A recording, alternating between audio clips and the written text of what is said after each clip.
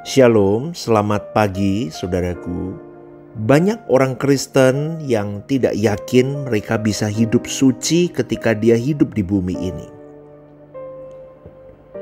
Mereka berkata impossible seseorang mampu mencapai kesucian karena di dalam dirinya masih bercokol kodrat dosa yang begitu kuat, saudaraku. Karena menurut mereka, manusia dengan kodrat dosa itu adalah manusia yang penuh dengan kelemahan, kekurangan, terkunci, dan tidak bisa mencapai kesucian. Sampai kapanpun manusia memiliki kecenderungan dosa yang akan berlipat dan tidak kunjung usai dalam hidupnya. Maka dalam keberadaannya sebagai manusia yang sudah memiliki kodrat dosa itu, maka menurut mereka tidak mungkin seorang manusia bisa hidup di dalam kesucian penuh kepada Tuhan. Kehidupan Kristen bagi mereka adalah usaha untuk selalu mengakui dosanya, mohon penyucian dari Tuhan, terus-menerus sampai mereka menutup mata. Dan itu jalan keluar untuk mereka akhirnya. Cara menyelesaikannya begitu. Tetapi mereka tidak punya upaya atau usaha untuk mengubah dirinya supaya tidak kejeblos atau jatuh lagi di dosa yang sama. Biasanya saudaraku, pemikiran salah yang sering terjadi itu dilandasi karena pengertian bahwa manusia akan selalu berbuat dosa. Karena manusia penuh kelemahan, penuh kekurangan karena kodrat dosanya. Itu sesat loh saudaraku. Itu penyesatan dan itu melumpuhkan semangat seseorang berjuang. Karena menurut mereka dosa adalah bagian dari hidup yang tidak bisa dipisahkan sampai menutup mata.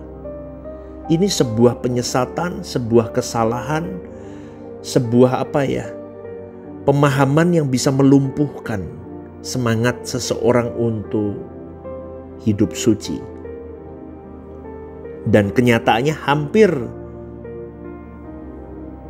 semua orang berpikir seperti ini dan jarang sekali ditemukan orang yang hidup di dalam kesucian. Karena pola pikir yang salah begini ini. Ngeri kan saudaraku? Tapi itu faktanya.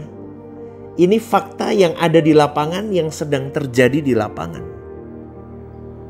Semua orang yang dijumpai dalam kehidupan di sekitar adalah orang-orang yang saling melukai, saling menyakiti, dan berbagai hal melakukan pelanggaran demi pelanggaran. Ditambah lagi kalau dijumpai kenyataannya ada rohaniawan, baik itu pendeta, baik itu majelis, aktivis gereja, ketua-ketua divisi, dan lain sebagainya, berbuat hal-hal yang melanggar moral. Maka kesalahan pengertian bahwa tidak ada orang yang bisa hidup suci di bumi ini menjadi pengertian yang lebih deep dan benar kan? Benar kan omonganku kan? Banyak orang ngomong gitu. Benar kan? Gak ada yang bisa hidup suci. Pendeta aja begitu. Aktivis saja begitu, benar kan? Nah, orang jadi begitu. Semakin memvalidasi bahwa benar tidak ada orang yang bisa hidup suci. Kalau ditemukan aktivis, rohaniawan, pendeta, semua yang masih bergulat di sana. Dan orang-orang begini tidak memahami bahwa keselamatan dalam Tuhan Yesus Kristus itu adalah proses untuk dikembalikannya manusia ke rancangan Allah semula.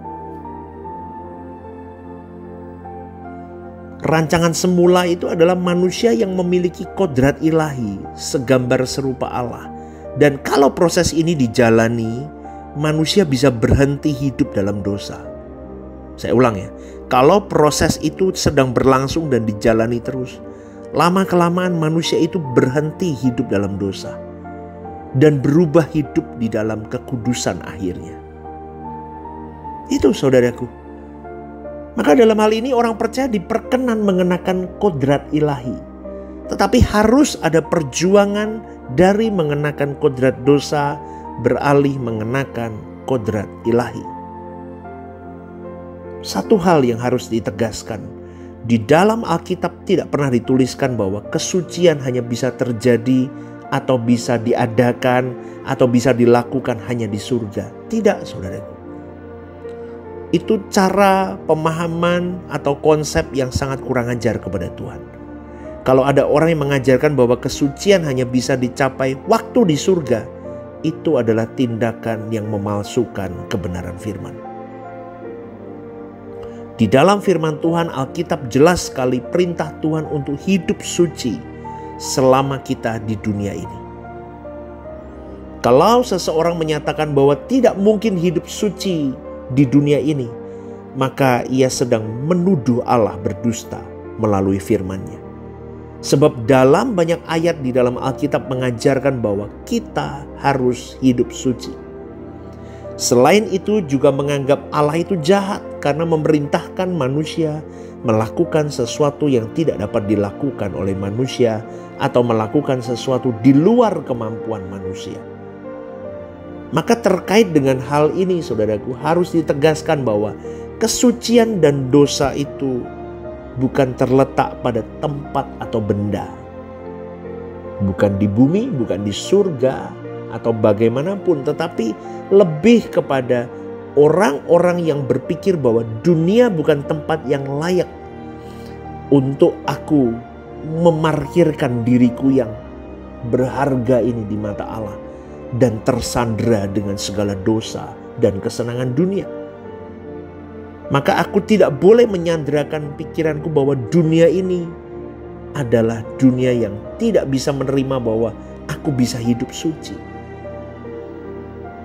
Dan aku tidak boleh berpikir bahwa kesucian itu seperti sebuah suasana sehingga bumi yang sudah rusak ini tidak pantas atau tidak bisa dihinggapi kesucian melalui hidupku. Tetapi kita mulai berpikir bahwa kesucian atau dosa itu terletak kepada individu manusianya. Tergantung dari manusianya. Yang harus mengalami dan menjalani kesucian itu manusianya. Tidak masalah apakah di dunia di sekitarnya jahat atau tidak. Tetapi tergantung manusianya. Dia memilih hidup suci atau dia memilih tidak hidup di dalam kesucian. Maka dalam hal ini saudaraku harus dipahami bahwa Allah tidak bertahta di sebuah wilayah atau tempat tertentu. Tetapi Allah bertahta di hati manusia. Dan PR-nya adalah begini, adakah Tuhan bertahta di hatimu atau tidak? Atau engkau membawa Tuhan keluar dari hatimu? Maka kalau engkau membawa Tuhan keluar dari hatimu, kesucian hidupmu menjadi sebuah kemustahilan. Tetapi kalau engkau membawa Tuhan di dalam hatimu, kau berjuang hidup tepat di pemandangan Allah. Aku berjuang dengan jatuh bangunmu. Maka kesucian itu menjadi sebuah keniscayaan. Kesucian atau dosa terletak pada diri kita manusianya. Tidak masalah apakah dunia kita jahat atau tidak jahat. Tetapi kalau respon kita benar, kita membawa Tuhan masuk di dalam hati kita, maka kesucian adalah bagian hidup kita. Karena Tuhan tidak bisa bertahta di dalam kehidupan manusia yang tidak membawa hatinya di dalam sebuah kesucian di mata Tuhan. Renungkan ini dan selamat pagi saudaraku. Tuhan memberkati.